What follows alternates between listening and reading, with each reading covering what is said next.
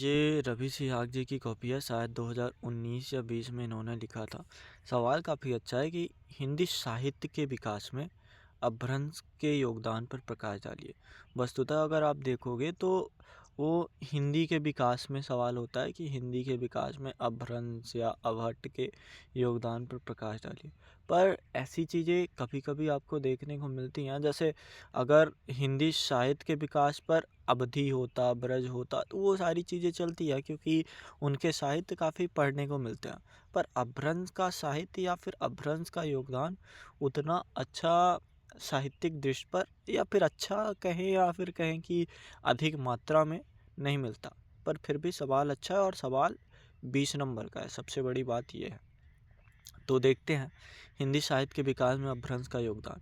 मध्यकालीन आर्य भाषाओं की अंतिम अवस्था के रूप में अपभ्रंश का आरंभ होता है। ठीक है, वस्तुतः अपभ्रंश का आरंभ 5वीं शताब्दी से होकर 11वीं शताब्दी चलता रहता है। देखो, ये बात बताना इनका थोड़ा ज़रूरी था कि जैसे साहित्यिक योगदान है। अब अगर इन्होंने टाइम पीरियड बता दिया ना कि 11वीं से लेके 12वीं शताब्दी तक चलता रहता है, तो वहाँ पे जितने साहित्यिक ग्रंथ आदि भी हैं, ये उनका भी जिक्र कर सकते हैं।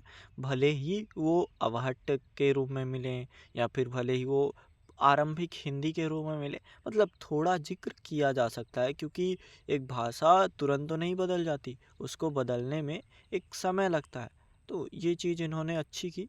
हालांकि अगर ये चाहते तो ये जो 5 लाइन है, इस 5 लाइन को 3 लाइन में बना सकते थे, कैसे भी करके। ठीक है, अपने हिसाब से उन्होंने लिखा। अगली चीज़, अनेक स्तरों पर अपभ्रंश ने आधुनिक हिंदी व इसके साहित्य में योगदान दिया। अब देखो, इन्होंने 2 चीज़ लिखी, आधुनिक हिंदी और उसके साहित्य। मतलब अब थोड़ा अगर ये लेना भी क्या बोलते हैं उसको, एडवांटेज लेना भी चाहें तो ले सकते हैं आराम से, क्योंकि इन्होंने हिंदी भी लिखा। और हिंदी का विकास और हिंदी साहित्य का विकास अलग अलग चीज़ें ज़रूर हैं, पर ऐसा लिख देने से अब वो जहाँ भी मतलब फ्लो अगर बनाना चाहें, उनको याद आया कि ध्वनि व्यवस्था में। अब सोच के देखो कि किसी साहित्य के लिए ध्वनि व्यवस्था उतनी क्या इम्पोर्टेंट है, उसका तो भाव इम्पोर्टेंट है। तो उन्होंने उस स्तर पर अपने हिसाब से सेट किया। खैर, वियोगात्मक भाषा के रूप में प्रसर्गों का प्रयोग, अगर ये 1-2 एग्जाम्पल दे देते तो और बेहतर होता क्योंकि इतना स्पेस बचा है। खैर, ये जो तरीका है तो अच्छा है, तो उस हिसाब से इन्होंने सेट कर लिया अपने से। ध्वनि व्यवस्था, नई ध्वनियों का आना। अब देखो, इन्होंने जैसे ये टाइम पीरियड सेट किया था ना 11वीं से 12वीं सदी, तो वो नई ध्वनियाँ मूलतः अवहट्ट के टाइम पे आती हैं। ए, ऐ और औ हो गया, जो ऐ और औ के रूप में जाना जाता है, या फिर ड़ और ड़, ये हो गया। तो ये नई ध्वनियाँ ये अवहट्ट के समय विकसित हुई, पर एक हिसाब से इन्होंने अपने हिसाब से सेट कर लिया। एग्जाम्पल भी नहीं दिया तो उस हिसाब से ठीक भी है। शब्दावली के स्तर पर नए शब्द आएंगे ही, वो सबको ही पता है। व्याकरणिक स्तर पर होगा ही, साहित्यिक स्तर पर होगा ही, पर थोड़ा बेहतर मतलब ठीक है उनके हिसाब से। पर आप सोच सकते हो थोड़ा सा कि बहुत से टॉपर अब आपको मिलेंगे, जैसे ये 2021 के टॉपर थे, और अगर आपको कॉपी लिखनी भी है तो 2026 में लिखोगे आप। तो उस हिसाब से अब एग्जाम्पलों का इतना बोलबाला हो गया जब से क्या नाम था उनका, श्रुति करके कुछ नाम था, या फिर एक मुझे नाम नहीं याद आ रहा है, वहाँ से एग्जाम्पल की परंपरा थोड़ी ज़्यादा बढ़ी है और नंबर भी काफ़ी मिलते हैं। खैर, तो साहित्य के विकास में क्या योगदान था, संवेदना के स्तर पर। जैसे चरित्र मूलक काव्य, चरित्र मूलक का मतलब वही ये बताएंगे शायद कि जैसे किसी बड़े नाम के आधार पर वो रचना लिख दी जाए। जैन कवियों जैसे पुष्यदंत हों, स्वयंभू हों। स्वयंभू को पहला अपभ्रंश का कवि माना जाता है। आदि ने जिन चरित्र मूलक काव्यों, अर्थात पौमचर्य हो गया, ठाकुरचर्य हो गया, या फिर 84 वैष्णव की वार्ता हो गई, तो इनके बारे में भी बता सकते थे। वही चीज़ें हैं ही। अच्छा लिखा, बढ़िया। रासो काव्य में भी चरित्र वर्णन के गुणों का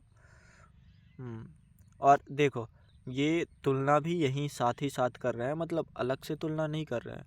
ये बताया कि यहीं से फिर रामचरितमानस दिखाई पड़ता है। बहुत ही सुंदर। धार्मिक काव्यधारा के रूप में हेमचंद और पुष्य दंत साथ साथ सिद्धनाथ की रचनाओं आगामी रचनाओं पर प्रभाव पड़ा। तुलना भी तुरंत कर दी कि कबीर की अखड़ता व नाथों पर प्रभाव, सूरदास का काव्य पर विद्यापति की रचनाओं का प्रभाव।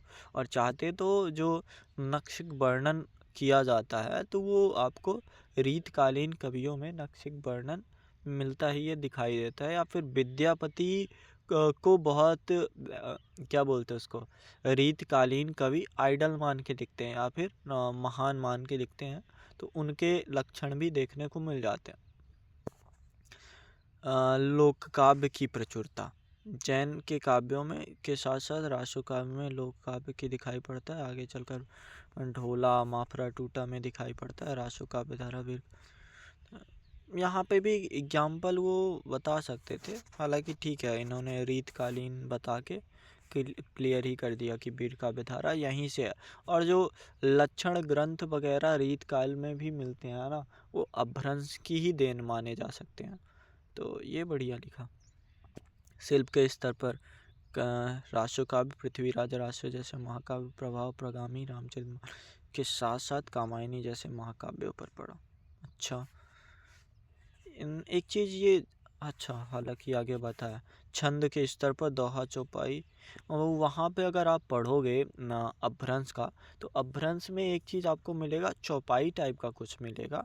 हालांकि जैसे चौपाई में 16 मात्राएं होती हैं, वहाँ पे मात्राओं का कुछ अलग सेटअप था। और एक और है जो रामचरितमानस और इसमें मिलता है आपको मलिक मोहम्मद जायसी के पद्मावत में, तो एक दोहा और बीच में फिर छंद फिर एक दोहा, तो ऐसा जो सिस्टम था इसको कुछ नाम दिया जाता है, मुझे नाम नहीं याद आ रहा। तो ऐसा जो आया था ये यहीं से आया था, अपभ्रंश में जो साहित्यिक रचनाएं थी वहीं से, पाहुड़ दोहा हो गया या फिर वो सेटअप जो बनाते थे उनको कुछ तो कहा जाता है, आगे शायद मुझे याद आया। तो वो यहीं से आया था, तो चाहते तो ये बता सकते थे क्योंकि ये बहुत बड़ी विशेषता थी।